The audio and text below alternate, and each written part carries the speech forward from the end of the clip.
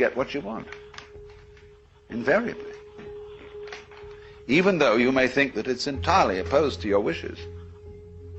But if it's your karma, everything that happens to you, put in another way, everything that comes to you is a return to you of what goes out of you.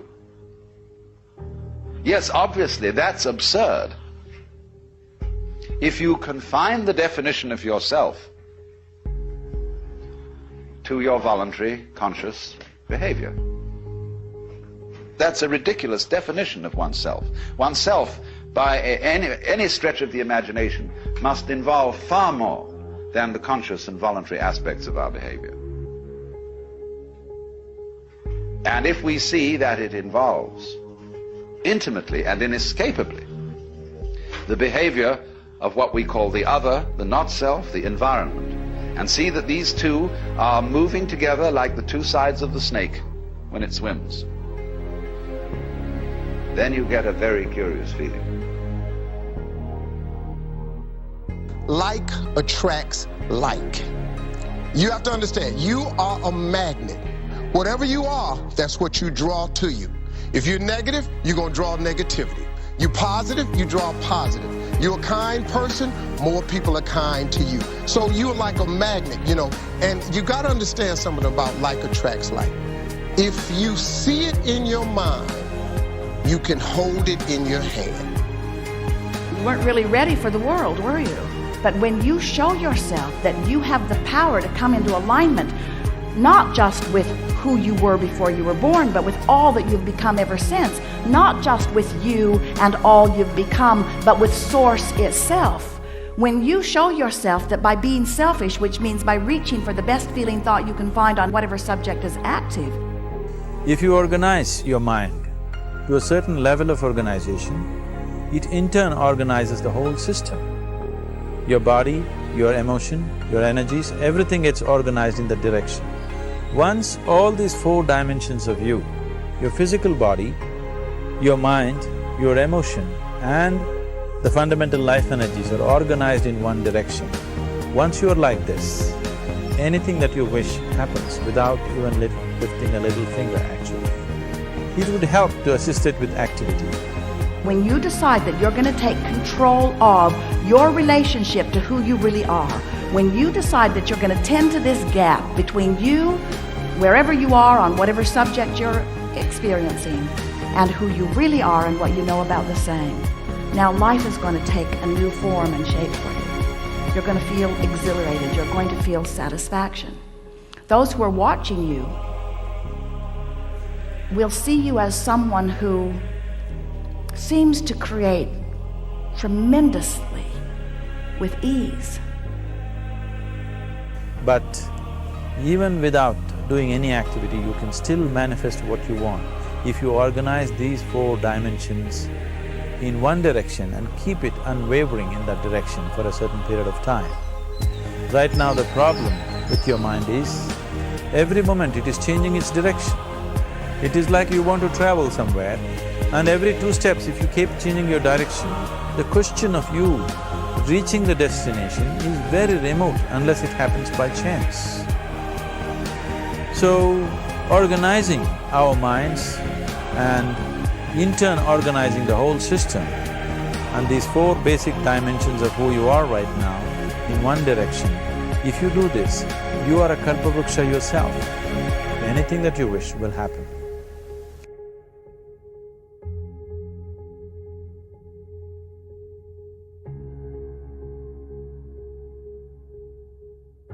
Everyone that I know who is able to get things into their life practices this.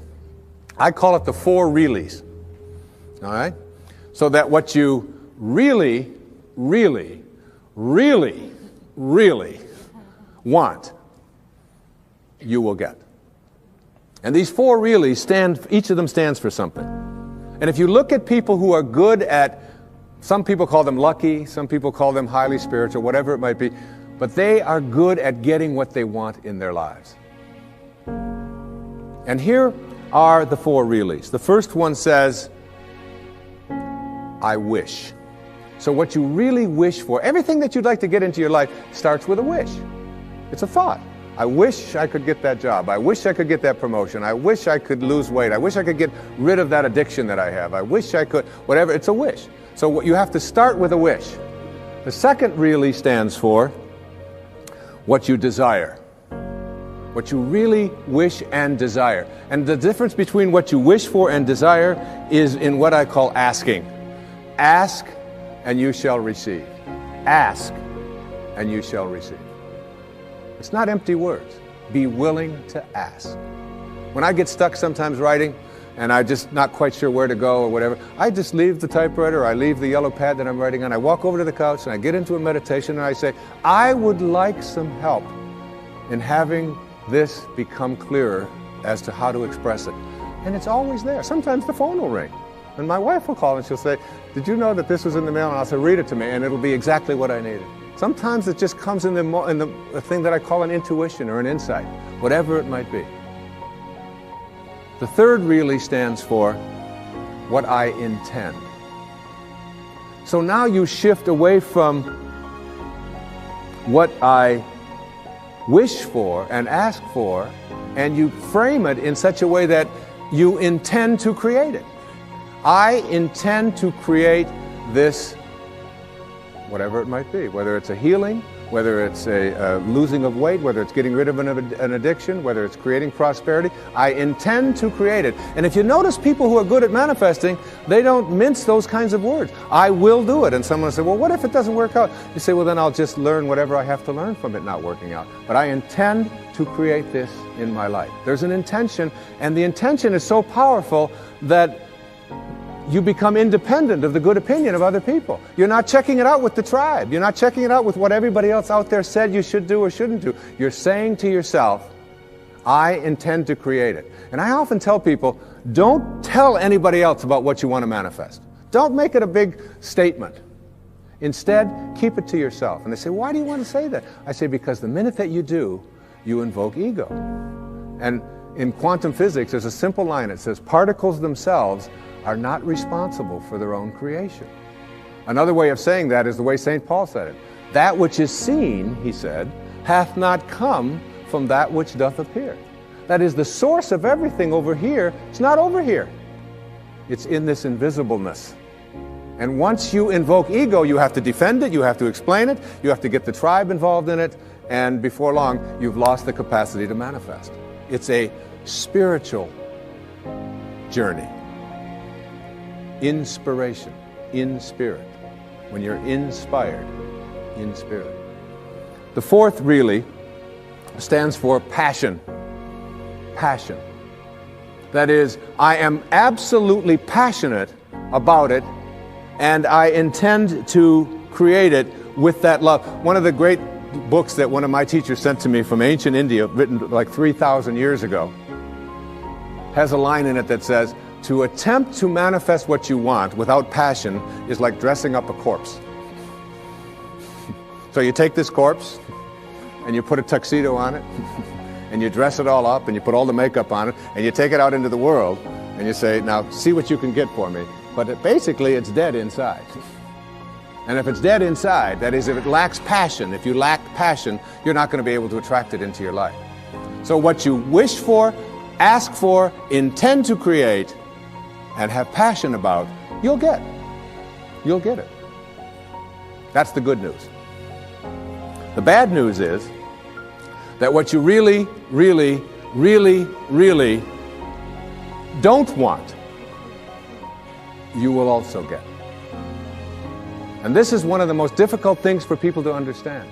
And when you're dealing with the tribe and you're dealing with what is and what everybody else tells you is impossible, and somebody might be watching this and say, well, that's just a lot of nonsense. I mean, you can't just put your attention on something, think about it, and have it come true. It involves a whole lot of other stuff like that. You see, here's how it works. You cannot attract thin from I hate being fat.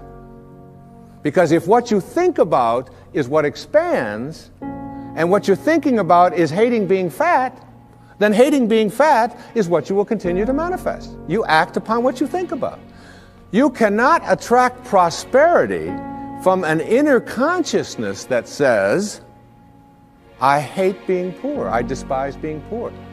Because if you despise being poor, if you're angry about being poor, then being angry about being poor or despising it is what you will continue to act upon, and you'll be able to say, see? Now it gets worse. You cannot manifest what you want if your attention is on what is. If your attention is on what is and the circumstances of your life, that's where your thoughts are, then you will continue to create what is into your life. You've got to figure out a way to get your mental images, your energy, your attention, your higher awareness off of what is and onto what you want. And every time your thoughts are on what is, you shift it to what do I want? And it's even worse than that. You cannot manifest what you want if your attention is on what always has been. This is the way things are. You'll hear people say it to you all the time. These are the circumstances of life. Don't you understand? This is reality. Wake up. These are the way things have always been. There's always been poor people. You're one of them.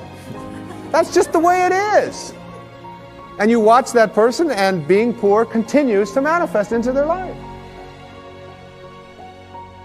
See, if you're postponing something, you're obviously doing something that you don't want to do. If there is something that you really want to do, will you postpone it or prepone it? Hello? Do you see somebody is waiting for someone they badly want to see? Only 10 minutes. In the 10 minutes, they will look at the watch 25 times. Why? They want to prepone it. You're doing something that you don't want to do, so you want to postpone it. I'm asking, why the hell are you doing something that you don't want to do? No, because if I do this, I will get that, I will get that. That's not the point. There's nothing to get in this life. There's really nothing to get in this life. Either you lived this life in a profound and intense manner, or you did not. What will you get in the end? Huh? If somebody dies in the agricultural college, do they bury them or fire them? How is it? What's the tradition? Burying is good for agriculture, because human beings make good manure. So in the end, what will happen to you and me? They will either bury us or burn us. That's all will happen in the end. You think something else, they'll give you a prize? Nothing will happen in the end. Only thing is the process of life. How wonderfully did you live? That's all there is. So if you are doing something really wonderful, do you want to prepone it or postpone it? Huh? Prepone only. So you must find what is it that you really want to do. If you find that one thing, you will always prepone everything, not postpone.